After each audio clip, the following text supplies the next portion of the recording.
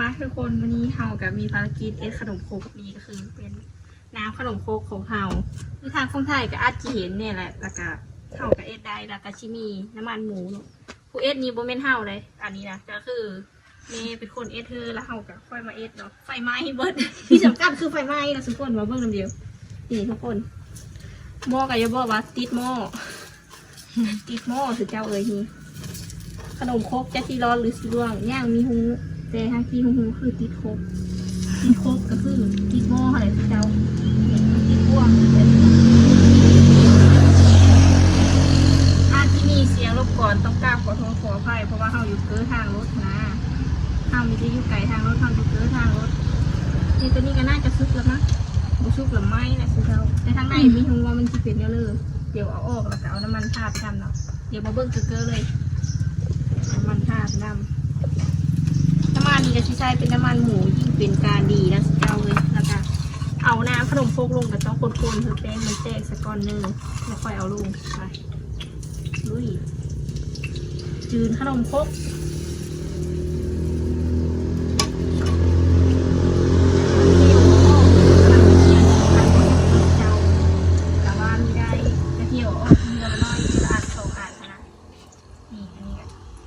ทันสุกอีกเลย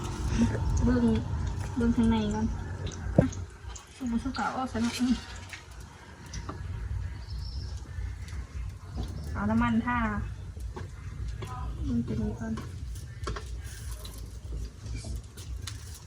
เอาน้ำมันท่าป้าเมียนแล้วก็ซีเทียวยอดเทียวอันนั้นอยู่นี่เลยทุกคนจื๊บเอาเนี้ย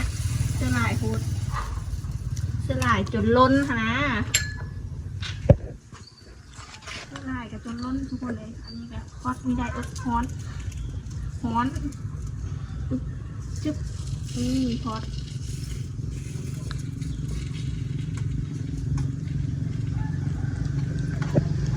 แล้วมีอันข้ออันฟิกไงอันนั้นทั้งเส้นน้ำมันหลายมันก็เอาออกไงอันเลือทั้งเส้นน้ำมันน้อยมันก็เอาออกไงนะทุกคนมาทุกคนเดี๋ยวซีนเบิ้งขนมโคกเขาเดี๋ยวลองเบิ้งว่าทางในมันที่สุกหรือโบแต่เบื้องนี้ก็คือสิอย่างมีน้ำซุปอันนี้มันแข็งโคตรเขาได้จื้อน้ำอีกเนาะตัวเขาลองสุกเดี๋ยวชิมเลยเนี่ยตัวนี้น่าจะสุกและซีมเบื้องที่เป็นรสชาติเลยไม่เองกินเองค่ะ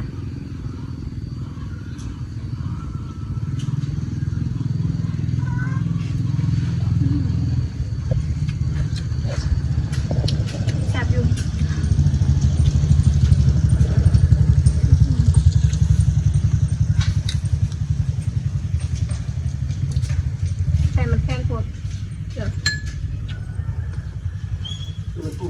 น้ำมันกินได้ไหม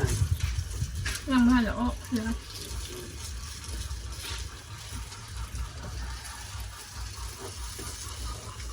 รสชาติเค็มๆนัวๆหวานๆไม่กลางขายได้เลยนะขายเทียมทางอันนี้นะจะน้อยมีคนมาถามซื้อเขากับบอกว่าไม่ขายมันไม่เลยมันไม่เป็นกินมันไหมเบ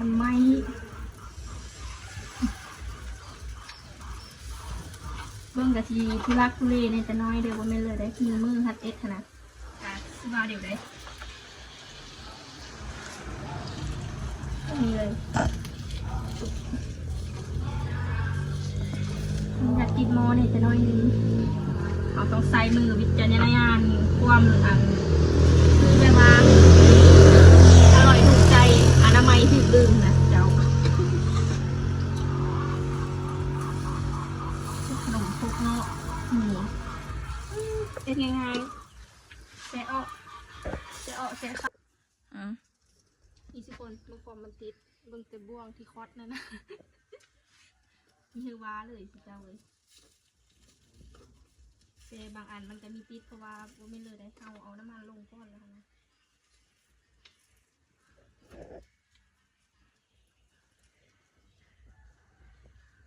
ของเขาเอสหันเป็นแบบนึงของเขาเอสหันเป็นเจ้านึงสิเจ้าแต่กะ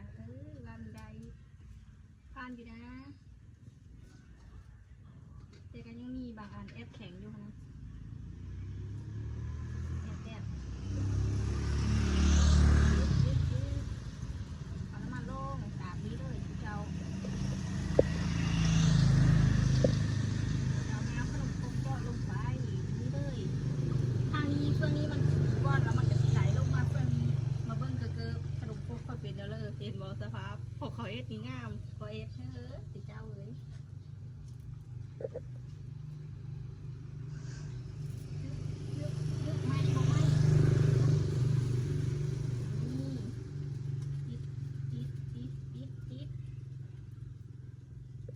ติดเจอไหมคะได้ขนมโคกติดหม้อเจ้าเอ้ยอันนี้ก็แม่น้ำขนมโคกเอาผสมแป้งลงไปนี่ก็หลากหลายแนวเนาะเพราะว่าอีเมย์เป็นคนผสมโมเมนต์ผลิตเป็นคนผสมอีเมย์เป็นคนผสมเฮากับนี่แต่มาเอสซื้อๆนะเพราะเฮามีฮูเอสครั้งแรกของชีวิตที่เอสขนมโคกกับสภาพที่ออกมาได้กับสีประมาณนี้เนาะบอกได้คำเดียวเลยว่าสีเจ้ามันติดโมรักทุเลโมกับเป็นโมมือนะว่าโมกับเราโมกับตั้งมันก็เลยได้ออกมาไม่ล่ะติดนี่หน้าตาของขนมโคกข้าวกับที่ได้ออกมาเป็นจะดีทุกคนแต่กับที่บอกว่ามันติดโมเนี่ยจะน้อยนึงมาทุกคนตอนนี้ขนมโคกข้าวกับชุกมาน้อยนึงแล้วเนาะกับประมาณนี้ทุกคนไม่ซีมไปเมื่อกี้นี่มันแค้นโพดแล้วมาซีมบีตอนนี้มันกะสิเป็นแล้วเลยเดี๋ยวซีมเขาเบิ้งทุกคนมาลองซีมเบิ้งกันเดี๋ยวจักซีชุกบะชุกหอบนี่นะคือไม้ไว้ก่อนเนี่ยมันติดหม้อเฮามีเปลี่ยนเนาะมันก็เลยติดหม้อประมาณนี้ทุกคนหอมเมื่อกี้นี่มันมีความหวานโพดเนาะมันยังมีความหวานอยู่มาหอมนี่ก็คือโอเคเลย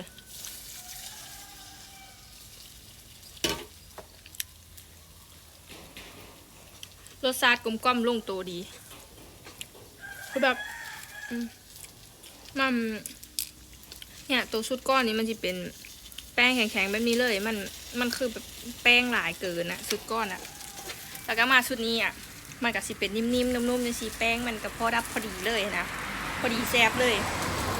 เดี๋ยวเขาซีเทียเพื่อเบิ้งเลยอันนี้คือแป้งยังมีได้แต่คือตัวนี้คือแป้งได้แล้วมันก็สิซุกออกมาประมาณนี้ทุกคน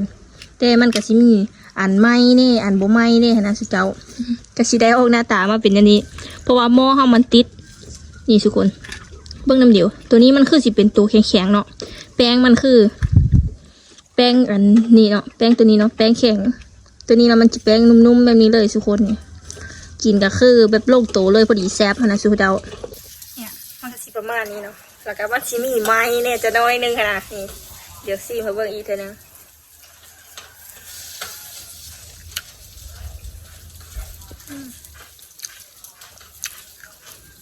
มันจะเป็นซิกเนเจอร์ที่แบบกลมกลืนกันเลยนะ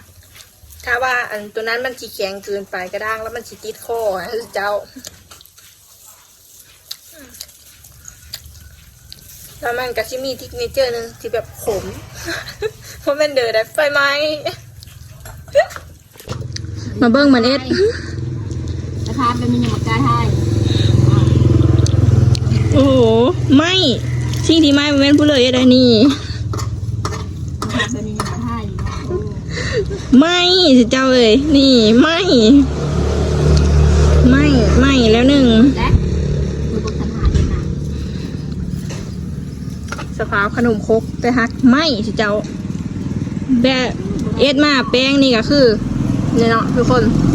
แป้งหลายเติบเพราะหาผสมน้ำมันมีได้แล้วมันก็ที่มีแป้งประมาณนี้ที่คนกลมกลืนแป้งนี่ก็คือผลิตร้านแหละมีแมนเฮาเอ็ดคือเมย์เป็นคนเอ็ดเธอแล้วเราไปแล้วเนาะแล้วก็มีน้ำมันหมูสิเจ้าแล้วก็เอาเบอร์เตยมาจุ๊บเชื่อเฮ้อโคมหอมนะ อันนี้กับเปี้ยนเดี๋ยวเข้าเนาะตาไฟไม่มีเบอร์ยาเข้าพบไปเลยนะมันเป็นเลยแต่มันฮ้อนมาทุกคนตอนนี้เฮากับจืนนี่หรือทอดขนมครกแล้วเป็นที่เฮียพอยได้ค่ะนะโมสุดท้ายเนี่ยก็คืออยู่นี่เนาะเป็นโมสุดท้ายของมื้อนี้ครั้งแรกของชีวิตจีเอสถ้ากลับมาได้มากประมาณนี้สิเจ้าเลยเดี๋ยวเบิ้งจะน้อยเอาเอ็ดออกมาหน้าตาก็คือว่าส้มซานโพเฮงสิเจ้านี่เขาลุกคุกคางเฮงจักอันเลิศไม่จะอันเลิศเป็นกินไม่เป็นกินไม่ฮู้แต่ที่ฮู้คือเต่านี้เป็นเต่าสุดท้ายสิเจ้าเอ้ยนี่ก็คือเป็นเต่าสุดท้ายเลยประมาณนี้สิเจ้าเอ้ยก็สิได้หน้าตาออกมาประมาณนี้แล้วขนมโคกเฮาหม้อสุดท้ายนะสิเจ้าเอ้ยมาทุกคนอันนี้เป็นหม้อสุดท้ายของมื้อนี้ละกะคือเป็นครั้งแรกของเฮาที่เฮาเอ็ดค่ะทุกคนเลยกะถือว่าเป็นหม้อสุดท้ายแล้วกะเป็นครั้งแรกที่เอ็ดแล้วมันก็ติดหม้อทุกคนมันติดหม้อโคตรหลายเลย แต่ลิ้นเองก็ชีพยายามเอเธอออกมาดีที่สุดแหละแต่มันก็ติดหม้อหลายอีหลีที่เจ้านี่เบิ่งเป็นแผ่นออกมาจะสิเลย คือแบบพลิ้นก็มีหูว่ามันต้องเอสแนวเลยแต่แป้งนี่แม่ก็เป็นคนผสมเพื่อเนาะเฮาคือมีได้เอสเองสักอย่าง คือแม่เป็นคนผสมแป้งเธออันเดอร์เธอแล้วเฮาค่อยมาเอสตื้มนะแต่มันก็ติดเนาะเพราะว่าหม้อเฮามันมีเป็นสิเจ้าเลยหม้อเฮามันมีเป็นมันก็เลยได้ออกมาติดหม้อจังซี่ติดหม้อไปเลยสิเจ้าเบิ่งเนี่ยมันติดหม้ออีหลีเด้อสิเจ้าแต่ก็มีเป็นเลยเนาะมีแคล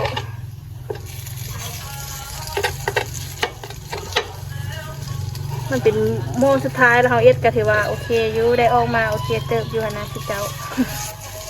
โอเคเติบอยู่ครั้งแรกกับว่าเดียวเนาะเอสเทื่อเท่าอิดครั้งแรกก็มีเป็นเลยเดี๋ยวครั้งหน้าเขาค่อยเอสมือคันว่ามีโอกาสเอสแต่น่าจะมีอันปลูกอันนั้นไว้แล้วนะปลูกกันมักลาบมักชื่อนะปลูกมักลาบมักชื่อไว้แล้วกาเสียเสียนั่นแน่จะน้อยนึงนะสุพน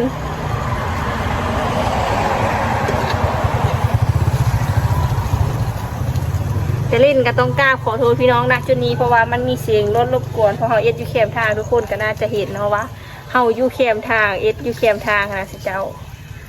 สิประมาณนี้ได้ออกมาก็ถือว่าเตะตุ้มเป๊ะเบิ่งบวงเบิ่งแต่โบงทุกคนเนี่ยเราต้องได้คอยแซ่โอ้เธอละหน่อยแต่กับหม้อสุดท้ายละเป็นแล้วเลยกับเป็นนะมีว่าเดี๋ยวเจ้าเนี่ยมันออกมาติดไปนี่แต่กับซีมเบิ่งอันแซ่บอยู่รสชาติโอเคเลยแหละอุทาใจออกมาถือว่าโอเคทุกคนได้เต็มพระทัยทีเลย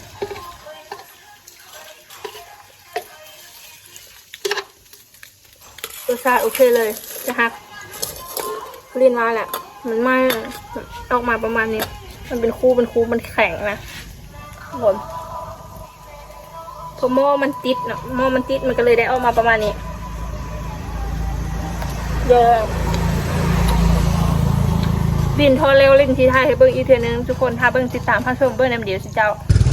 ไปทุกคนเอแล้วแล้วห้องกับสิโป่งหม้อโป่งแห่แต่กระปุกเนาะนี่ติดหม้อสวาขนมโคกเขาได้เอามาที่ประมาณนี้สิเจ้าไปทุกคนเขาเสียมเฮ้ยตะก้องเขาซีมเบิ้งอะ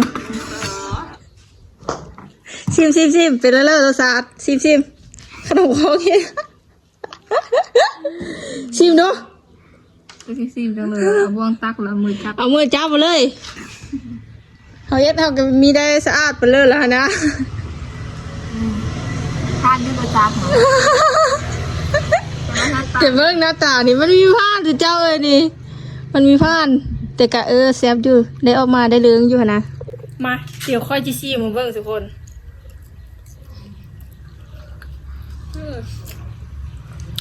ซีมจนจีบดโมละบอกไปเลยนะมันติดโมสุดเจ้าเลยสำหรับคลิปนี้ก็เอาไว้ซ้ำนี้เอาไว้เจอเดี๋ยวคลิปเมื่อนะทุกคนก็อย่าลืมฝากกดไลค์กดแชร์กดติดตามเพื่อเป็นกำลังใจสองคนเฮาเลยเด้อเวลาที่มีเมนูเลยอีกอย่าลืมฝากติดตามไว้นะทุกคนสำหรับวันนี้ขอคำว่าสบายดีแก้ป้อมสุดเจ้าบ๊ายบาย